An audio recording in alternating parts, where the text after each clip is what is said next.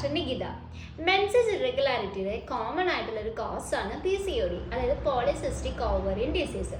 ചെറുപ്പക്കാരിൽ ഈ PCOD ഇപ്പോൾ വളരെ കോമൺ ആണ്.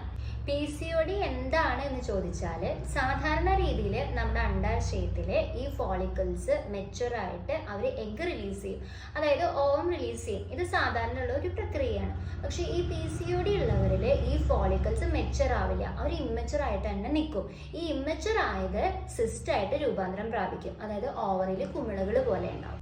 PCODയുടെ ലക്ഷണങ്ങൾ നോക്കിയാൽ ഇറഗുലർ മെൻസസ് ആയിരിക്കും, അതായത് അവർക്ക് മെൻസസ് കറക്റ്റായിട്ട് വരില്ല. ചിലപ്പോൾ 3-4 മാസം കഴിഞ്ഞിട്ടൊക്കെ ആയിരിക്കും മെൻസസ് വരിക.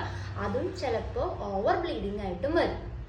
PCOD ഉള്ളവരിൽ ഹെയർ ഗ്രോത്ത് ഉണ്ടായിരിക്കും, അതായത് അവർക്ക് പുരുഷന്മാരിലെ പോലെ മീശയും താടിയൊക്കെ ഉണ്ടാവും. അതുപോലെ അവർക്ക് കഴുത്തിന് ചുറ്റും തൊടയിടുക്കിലൊക്കെ പിഗ്മെന്റേഷൻ കൂടും, അതായത് ഭയങ്കര ഡാർക്കായിട്ട് ബ്ലാക്ക് കളർ ഉണ്ടാവും.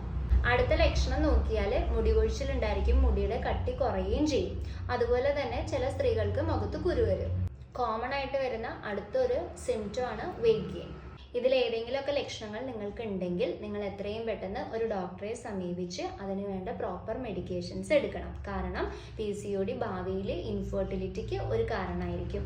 PCODക്ക് വേണ്ടി ഹോമിയോപ്പതിയെയും നിങ്ങൾക്ക് ആശ്രയിക്കാവുന്നതാണ്.